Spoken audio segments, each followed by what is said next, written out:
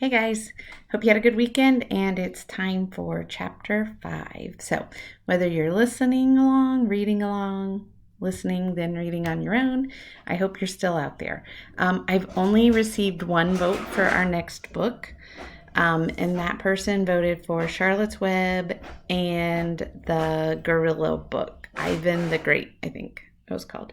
So, if you want to have any input and you're interested in doing this again, let me know by the end of today.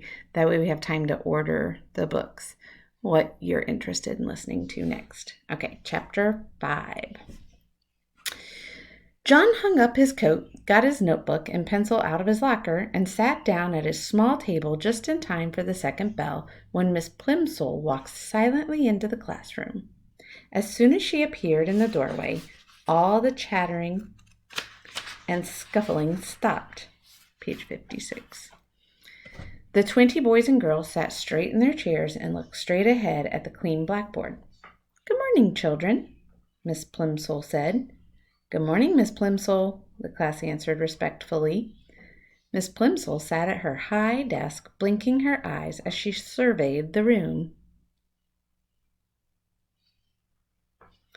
Then she opened a little drawer in her desk and pulled out a spectacles case from which she took her reading glasses. She removed her long-distance glasses, put on her short-distance glasses, snapped shut the spectacles case, replaced it in the drawer, shut the drawer, tilted her head so that she could look over the glasses on her nose, and said, "This morning, children, we are going to have an important test." There were some groans and a few oohs and ahs. Miss Plimsoll lifted up one of her hands and silence was restored instantly. "No complaining, please," she said sternly. "This test will show me how well you've been learning your arithmetic this year. It will be a short one. I'm going to write just 4 problems on the board. I shall expect you to solve them all swiftly and accurately and to write your answers neatly. You will place your paper in front of you now. You will write your name at the top right-hand corner. And then you will place your pencil beside your paper, sit back in your chair, and wait until I give the signal to begin work." Miss Plimsoll turned to the blackboard and began chalking up the test problems. Tests always made John nervous. Besides, his lips were feeling dry, and the taste of chocolate was strong in his mouth. He raised his hand. "Yes, John?" Miss Plimsoll asked. Page 58. "Please may I go and get a drink of water, please, Miss Plimsoll?" he asked in a small voice. "Very well, hurry back. We're going to get started in a few minutes." John gratefully slipped out of the room and walked quickly down the quiet corridor to a water fountain. His tongue felt thick with chocolate. The cold water would be refreshing. He pressed his foot down on the fountain treadle, and a stream of clear, ice-cold water spurted up from the silver nozzle in the white enamel basin. He lowered his head until the jet of water reached his lips. The cold water splashed delightfully against the outside of his mouth. He opened his lips. As soon as the water gushed in, it turned into ice-cold chocolate water, thin and sweet. Quickly stopping the flow, John looked with dismay at the shallow puddle that had formed and was now draining away in the basin of the fountain. He hurried to another fountain on the second floor of the building, but there the same thing happened. The clear ice-cold water turned to liquid chocolate in his mouth.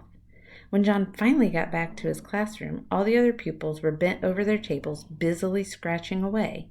Miss Plimsoll looked up from her book as John tiptoed in. She looked at the clock on her wall, looked back at him, and wagged her finger reprovingly.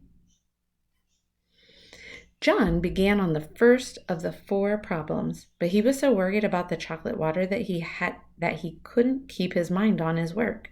By the time he was ready to start the 4th problem, the other boys and girls were already putting down their pencils and straightening up and smiling at each other. 2 minutes to go, said Miss Plimsoll.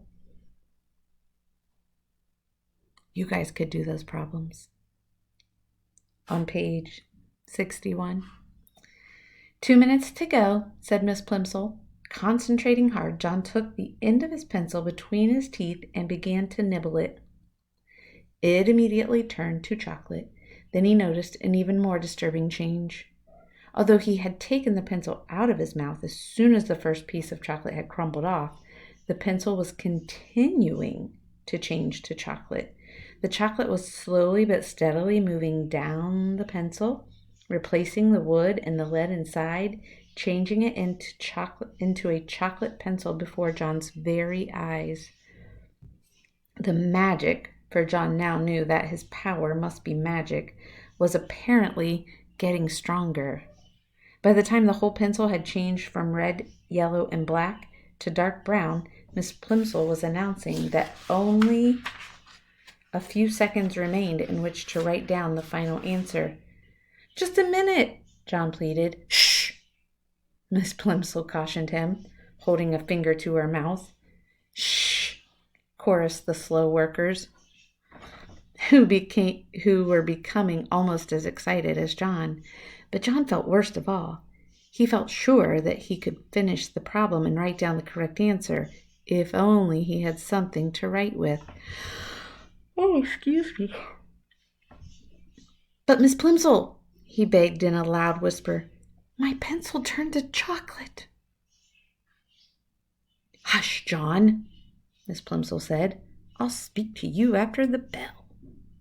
John tried to write with his changed pencil, but the point was too soft, and he only succeeded in making a chocolate smear where he should have written 72. Oh boy, poor John. I think his greedy consumption of chocolate is now no longer enjoyable. Yikes. All right, kiddos, I will read chapter 6 next.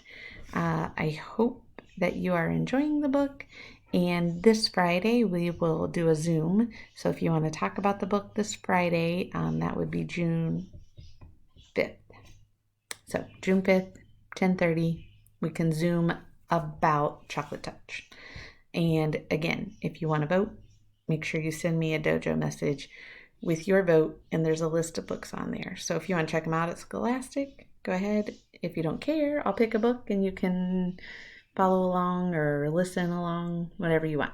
All right, take care, guys.